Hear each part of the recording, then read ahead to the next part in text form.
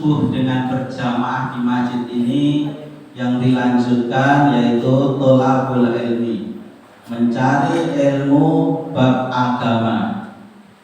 Semoga apa yang kita kerjakan ini dicatat oleh Allah Subhanahu wa taala sebagai amal ibadah kita semua. Allahumma amin. Salam dan selawat tidak lupa marilah kita sampaikan kepada junjungan kita Nabi Agung Muhammad sallallahu alaihi wasallam, Nabi yang kita ikuti jejak langkahnya, Nabi yang kita harapkan syafaatnya khususnya besok pada yaumul qiyamah. Allahumma amin. Sidang jamaah sholat subuh yang dirahmati Allah Subhanahu wa taala, pada kesempatan sholat subuh pagi hari ini masih ngantuk gak ini adik-adik? Santri ngantuk gak? Enggak ya? Bapak-bapak ngantuk? Enggak ya? Nah, sebentar kita tholabul ilmi beragama supaya istiqomah setiap akad pagi ya. Akad pagi kita beri santapan rohani dan insya Allah nanti ada santapan jasmani ya, insya Allah. Antum tahu Pak? Jadi ya, insya Allah oke. Nah ini kita pada kesempatan pagi hari ini kita akan bicara masalah masalah agama ya. Kalau kita bicarakan masalah alam akhirat, itu kita tidak hanya sekedar membicarakan masalah surga, neraka, alam kubur dan lain sebagainya, sirat ya. Tapi di sana ada yang namanya mizan. Nah, apa bicara? Timbangan. Timbangan ya. Jadi apa yang ditimbang itu pendapat ulama banyak ya, tiga. Mungkin ada yang berpendapat yang ditimbang itu ya orangnya. Orang ditimbang besar tapi mungkin amalannya kurangnya sebesar gajah tapi amalnya sebesar semut. Nah, ada yang dikatakan yang ditimbang itu ya buku catatan amalnya, ada yang ditimbang itu ada yang amalan baik dan amalan buruknya. Tapi saya nggak akan membicarakan masalah khilafah itu ya. Yang penting di sana ada timbangan. Bagaimana di dunia ini? Dunia ini pernah lihat TV nggak santri? Pernah. Pernah. Apa yang dilihat apa? Gambarnya. Gambarnya. Apa? Bapak-bapak pernah ada berita, dulu itu ada berita yang namanya seorang anak ya usia masih muda, itu Surya atau Arya? Apa Pak Jari ingat ya? Arya ya kalau nggak salah ya. Ya, Iya. Iya kan nonton nggak ya kan? Nggak nonton kok iya. Bener ya Mas Marti? Oh nggak tahu ya. Ada Arya itu bobotnya besar sekali. Ya besar sekali ya, mungkin pada waktu itu besarnya kurang lebih ya 198 kilo, jadi 200 kilo kurang 2 kilo gitu ya, kurang lebihnya itu ya. Nah, si Arya ini kalau ditimbang tidak bisa pakai timbangan biasa ya, perlu timbangan khusus yang dibuat khusus ya. Nah, karena besarnya mungkin untuk tensi itu juga pakai tensi yang khususnya. Kalau timbang biasa itu paling berapa kilo itu Pak Jari? 100-an ya, 120 ya. Apalagi kalau untuk timbangan-timbangan yang untuk Anda timbang-timbang yang diinjak itu mungkin nggak kuat. Jadi jarumnya itu kemana-mana, mubeng aja itu mencari tempat yang tepat untuk menimbang si Arya ini. Nah, kalau bisa sambat timbang itu mungkin dia akan ngomong, nggak salah ini saya ditimbang orang ini. Itu si Arya untuk timbang itu butuh timbangan yang khusus ya. Nah, tapi sekarang mungkin sudah turun timbangan tinggal 100 berapa gitu ya. Nah, kita bicarakan Arya itu apa hubungannya? Nggak ada hubungannya ya, nggak ada hubungan sebenarnya. Ini hanya mengkiaskan saja supaya bisa ada gambaran dengan nanti ya, bahwa di dunia itu butuh timbangan. Kalau si Arya itu seorang muslim ya semoga aja dia menjadi anak yang soleh ya, bisa bermanfaat bagi agama, nusa bangsa, keluarga dan habis Quran ya. Allahumma di dunia aja itu butuh timbang yang khusus untuk menimbang sesuatu yang khusus. Begitu juga di akhirat. Jadi ada sebuah amalan, ada amalan-amalan yang mana amalan-amalan itu membutuhkan timbang yang khusus. Jadi mizan itu nggak bisa menimbang amalan orang tersebut. Masya Allah, ini amalan super ini ya, amalan. Karena bobotnya kadar pahalanya luar biasa. Jadi mizan oleh Allah ini nggak bisa untuk menimbang amalan orang tersebut. Maka amalan orang ini yang timbang langsung yaitu Allah Subhanahu wa Ta'ala ini. Masya Allah. Inilah amalan-amalan super, mizan saja sampai tidak mampu untuk menimbangnya. Yang menimbang langsung Allah ini. Karena luar biasa amalan ini, pahalanya luar biasa. Kenapa ini kita bicarakan? Kita perlu ini. Kenapa Pak? Kita perlu ini. Karena umur kita hidup di dunia ini terbatas.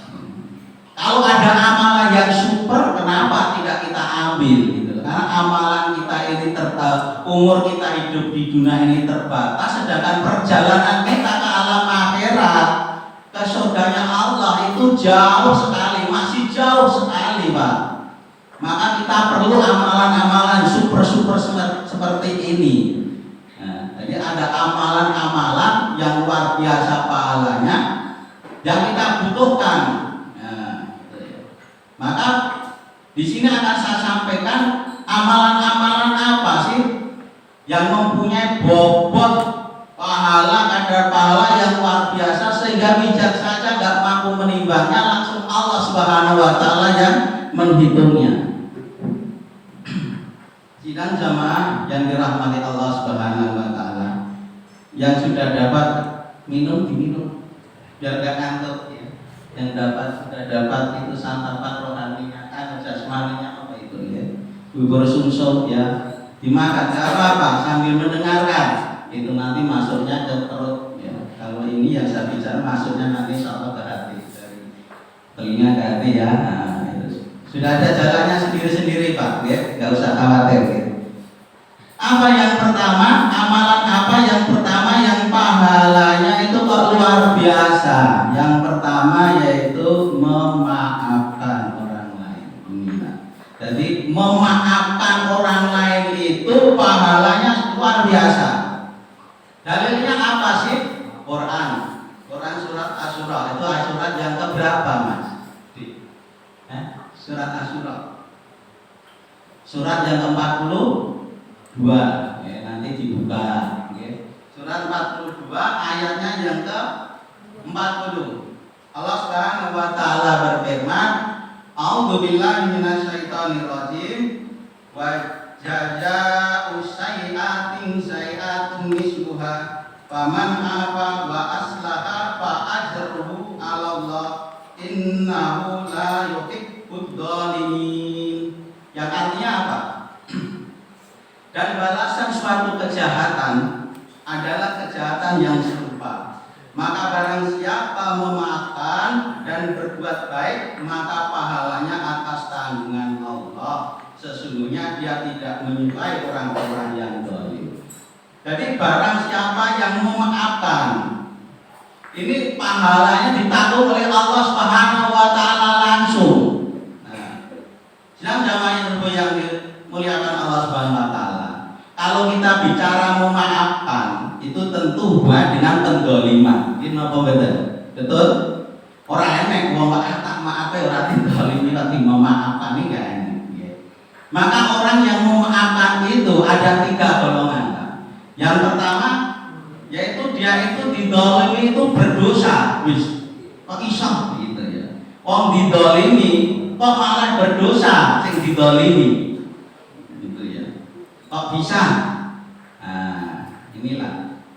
Kita dizalimi tapi malah kita yang berdosa. Karena apa bisa begitu? Contohnya gini. Anda dicubit teman Anda, tapi kamu balas dengan ditoplak. Ya.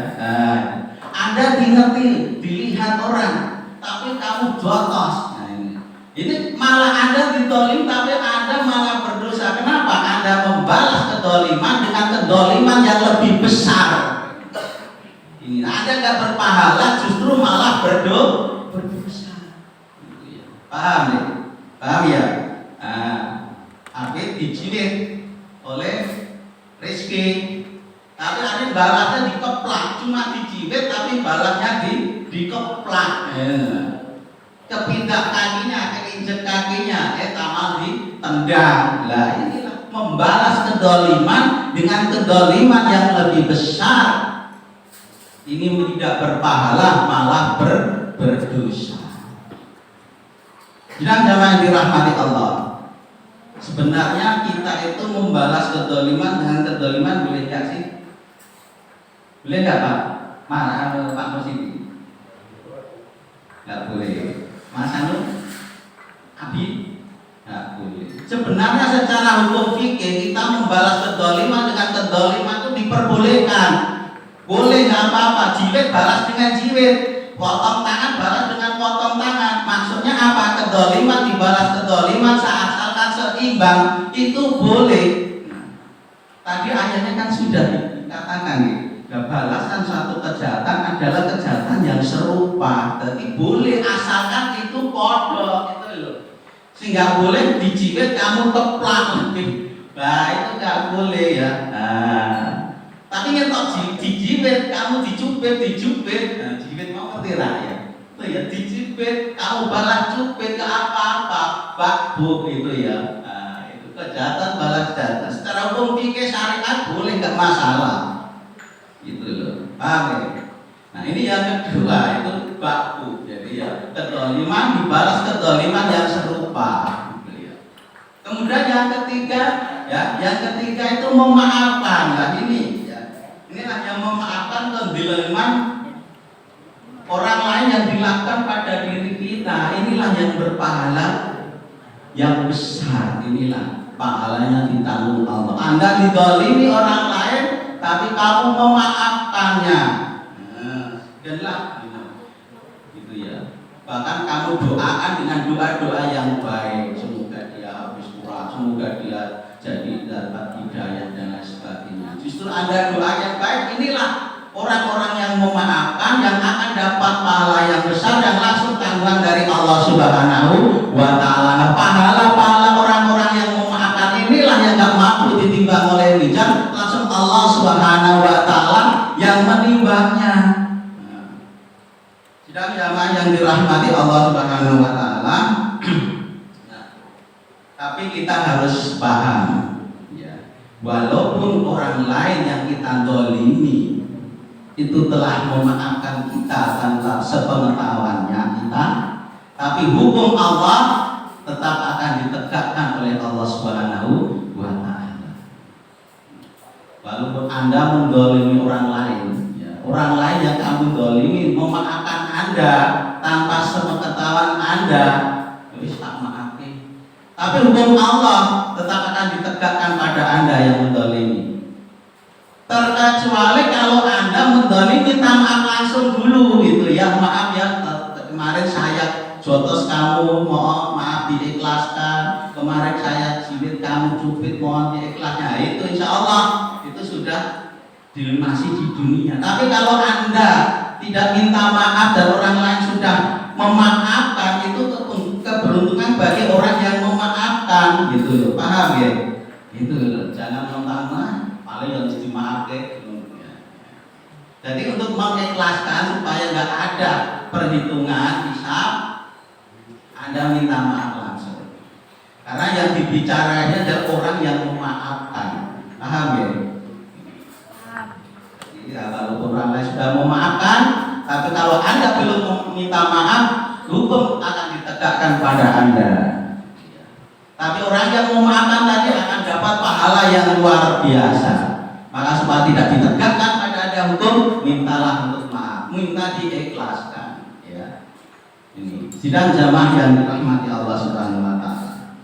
Inilah tentang masalah kezaliman. Ya. Luar biasa pahalanya. Orang yang didolimi itu memang sakit betul Pak. Sakit ya, difitnah, diejek, ya enggak. Sakit kadang-kadang ya memang yang hati ya, orang masih diejek, dinyek, difitnah ngono angel kok ora kira-kira. Enten sing angel. Enten Pak Fati, Pak Wahyono piye? Kira-kira piye? Guya-guyu apa? Angel yang kati. Orang normal itu kan angel yang normal itu ya. Ini fitrah ya. Gitu ya. Tapi ada solusi bagaimana supaya kita ini lapang dada, bisa menerima walaupun didolimi. Ada bagaimana kita itu bisa lapang dada, dirasa, diejek, difitnah. Bagaimana kita ini bisa lapang dada, ya, bisa menerima didolimi oleh orang lain. Bagaimana Pak? Ini Pak Ari.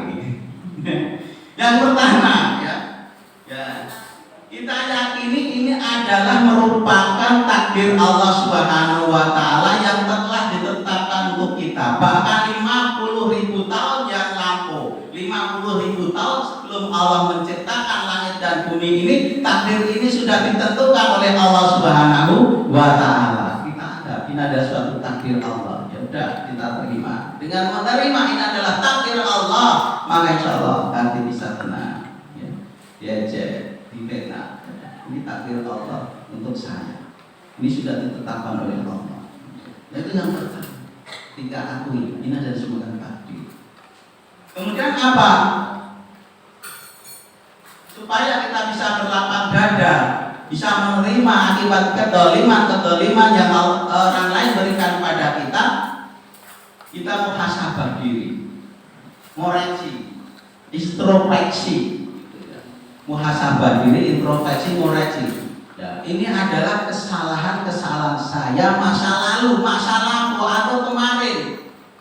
Sehingga Allah itu mengirim orang lain untuk mendolimi kita, sehingga dosa-dosa kita itu berguguran.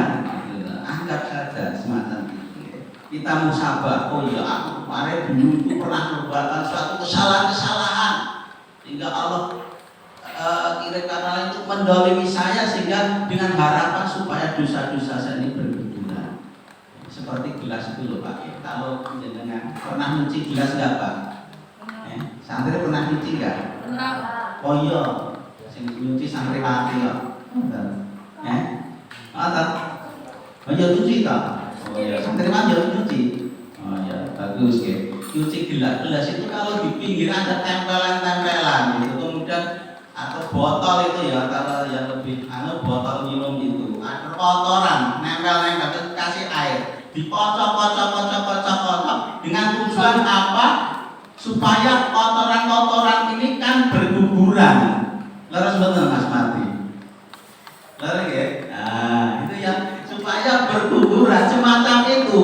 Maka Allah timpakan kezaliman pada kita, orang lain mendolimi kita dengan dosa-dosa yang ada pada diri kita itu supaya berguguran, gitu loh ya. Maka kita muhasabah, gitu ya, introspeksi. Ya. Dengan begitu kita akan tenang ya. Ini tujuan Allah menurunkan dosa-dosa saya. Dan jamaah yang dirahmati Allah Subhanahu wa taala, kemudian yang ketiga, yakinlah bahwa Allah pasti akan mengganti hal-hal yang terbaik atau akan memberikan hal-hal yang terbaik bagi diri kita. Nah, ini contohnya kalau dalam suatu suatu organisasi atau suatu kajian, ya, kita punya teman umpamanya ya ikut ngaji dan awalnya gitu akrab kemana-mana bareng gitu ya, tapi karena suatu sebab ya pisah. Ya.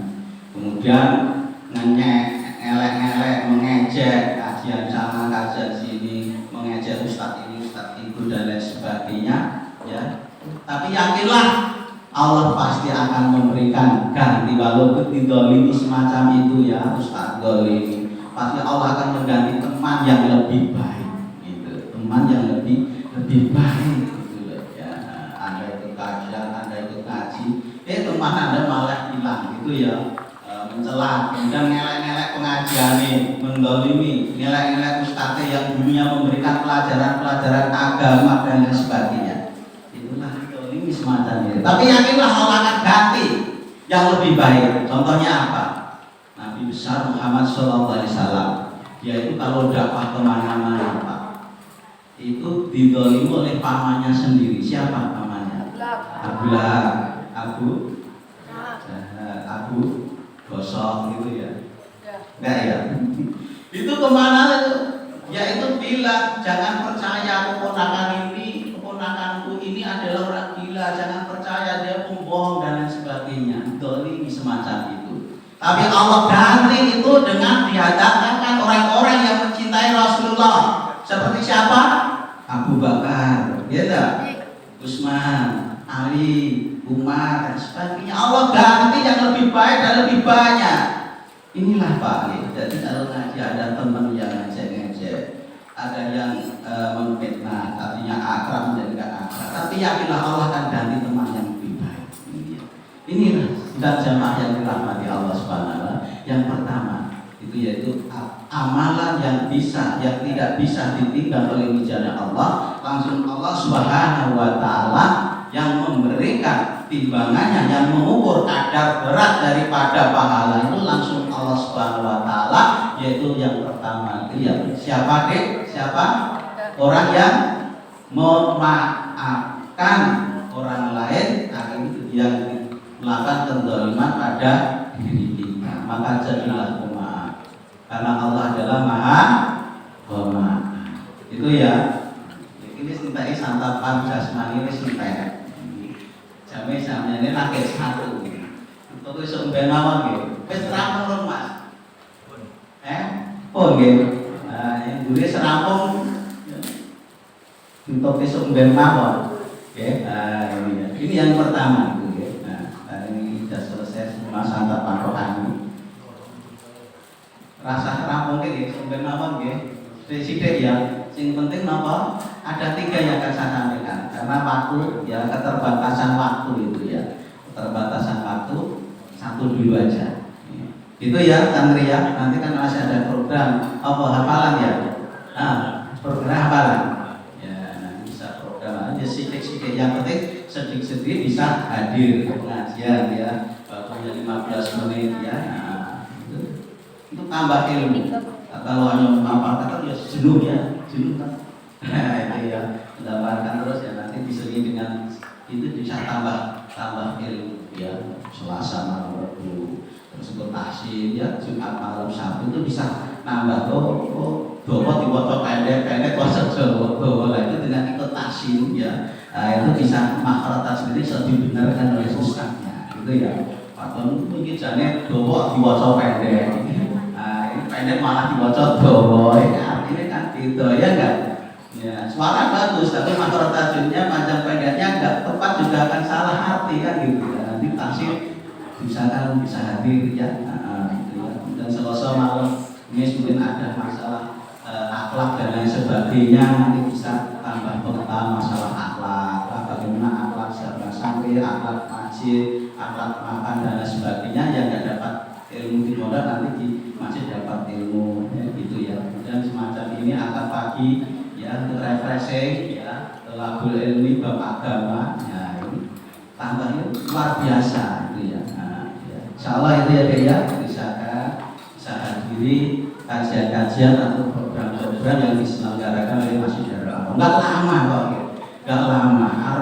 Ngomong suwe-suwe wong yo materi ini apa kayak ya. Cuma sedikit-sedikit 15 menit berjam-jam malah mandek tengah dalam ya bocor ya. Nah itu ya sedikit-sedikit aja diresapi.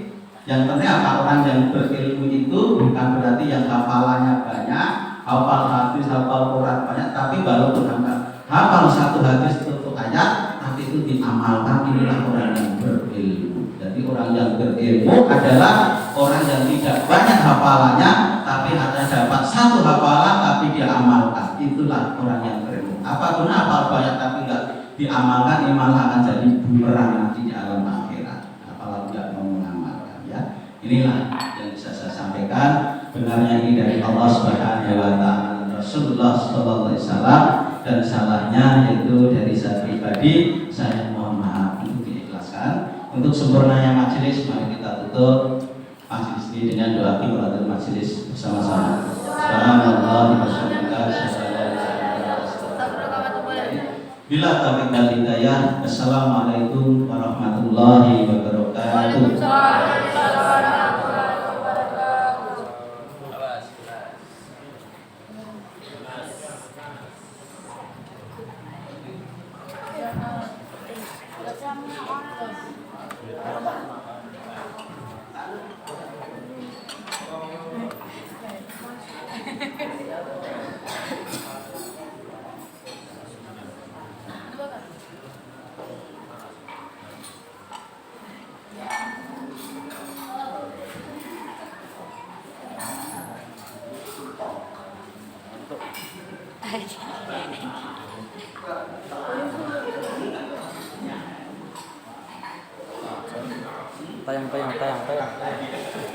Le.